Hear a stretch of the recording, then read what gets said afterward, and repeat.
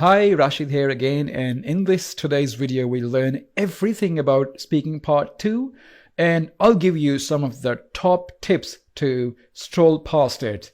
So without any delay, let's get into the video.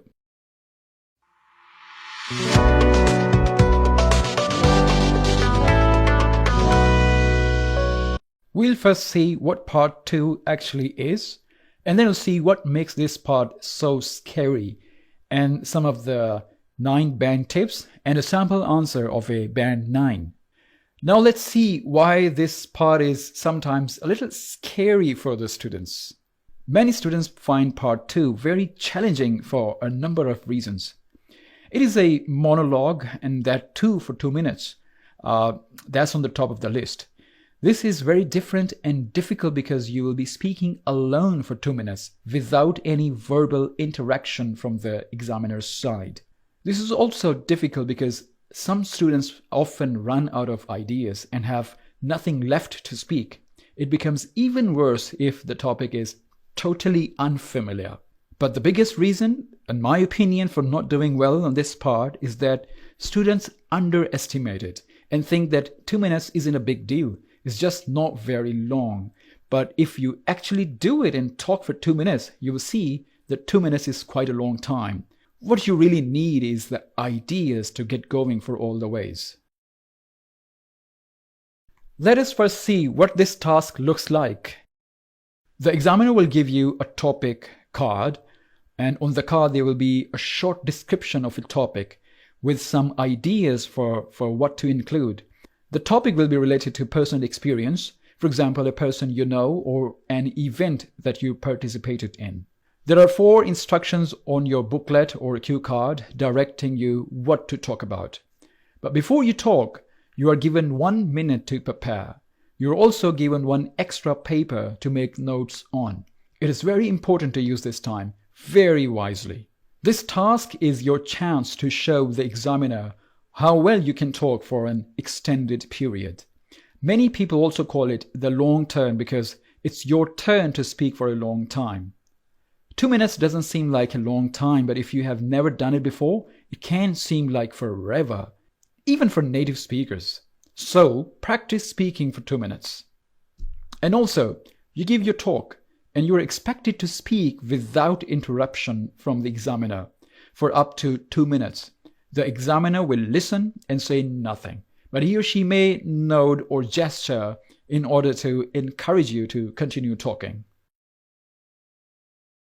Okay, so now I'll give you some of the tips that can help you improve your speaking part 2 performance. On one website, I read a suggestion of introducing 5 bullet points into every topic, like introduction, past, description, opinion, and future. This might work for certain tasks, but this doesn't work always. Remember, every topic has different set of questions, and it would be a mistake to externally enforce one structure on all of them.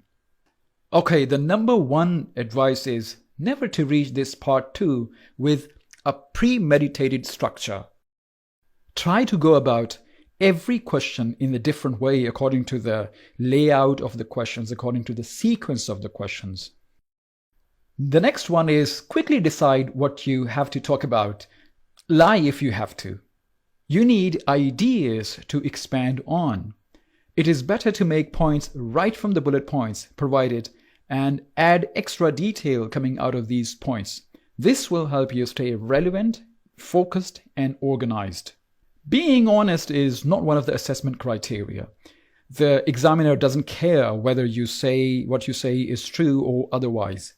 The examiner only cares about the language you use in your talk, your pronunciation, and your fluency and your coherence. In fact, you could even lie. However, it's better to speak out of your own experience because it's usually easier to talk about. But if you can't think of something to talk about, then it's better to cook up. Better than nothing. You must ensure that your notes cover each of the bullet points.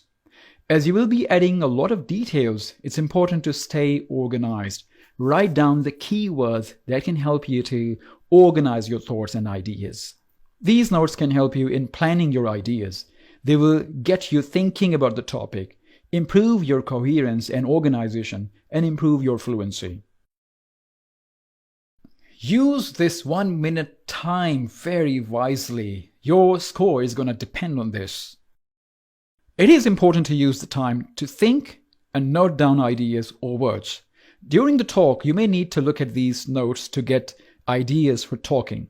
To be able to do this easily, the notes must be written clearly and in an organized way already.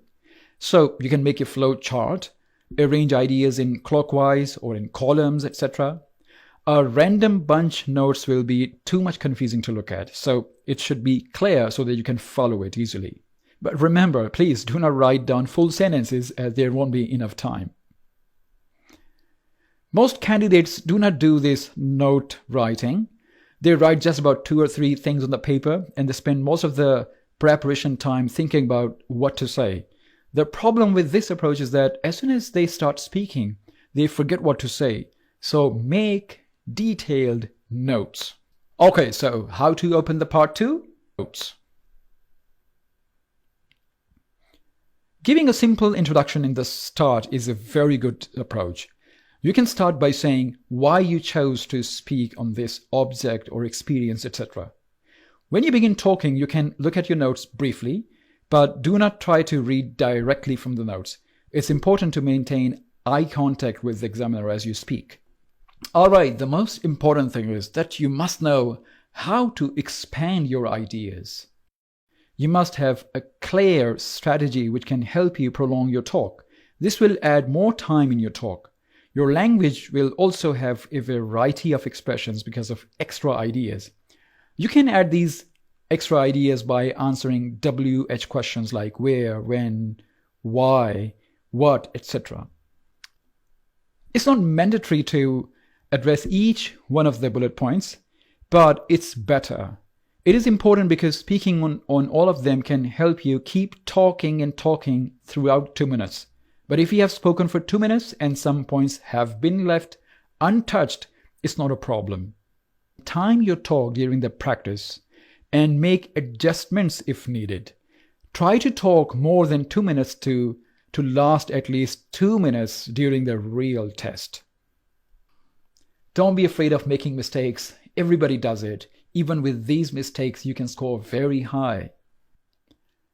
The mistakes are natural. Worrying about these mistakes can cause problems. Some students become very nervous after making a mistake and completely lose control. If you have made a mistake, you can correct it by saying sorry and repeat the sentence. But if you have gone too ahead, don't turn back. You have much more ahead to prove your language. So don't be confused if you have made a mistake. When you're speaking in part 2, do not rush through this task. Speaking fast doesn't carry any marks, so speak at your natural pace that you normally do in your own language. Try to speak at a steady, natural pace. Speaking too fast will hold down your band score for pronunciation. What if you really run out of the ideas? If you run out of the ideas before 2 minutes are over and the examiner hasn't stopped you, you can look quickly at your notes or look at the questions again to check if you have missed anything. Another way to continue talking is referring back to an earlier point in your talk and add more into it or keep talking while you think. After learning all these strategies, it is time to practice, practice, and practice. Do not leave anything to chance. Do the practice of speaking every day. Record your voice in your phone device or computer. Listen to it, find your mistakes, and correct yourself. Or maybe you can have another teacher or some IELTS expert to evaluate your language.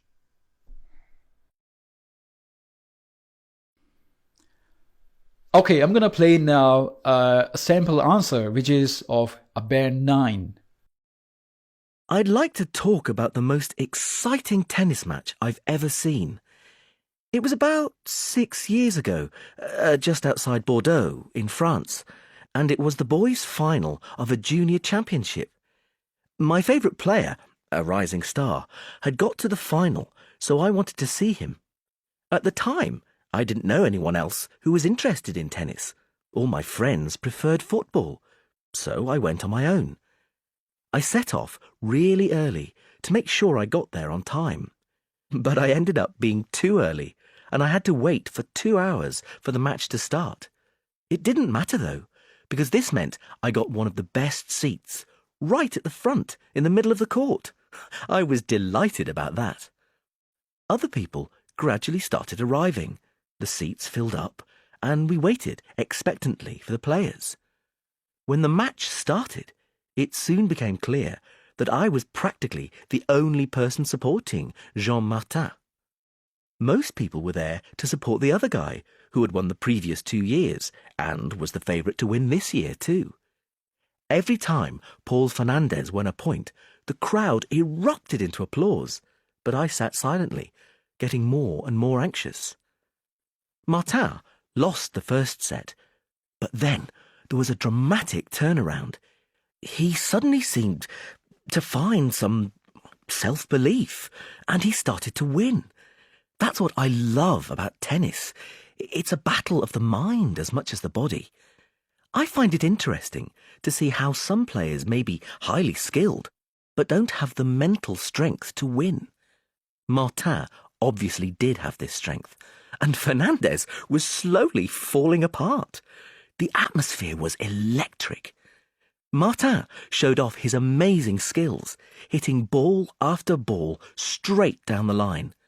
Martin served for the match. You could have heard a pin drop. When he served an ace, the crowd went wild. Although they had begun by supporting his opponent, they had grown to respect him for his cool head and control of the ball. When he was presented with a trophy, he cried with joy. Do you play tennis yourself? Yes, I'm a keen tennis player. I joined a club about 2 years ago and play all the time. Again, that's all for today's lesson. This is Rashid, and I'll see you in the next video.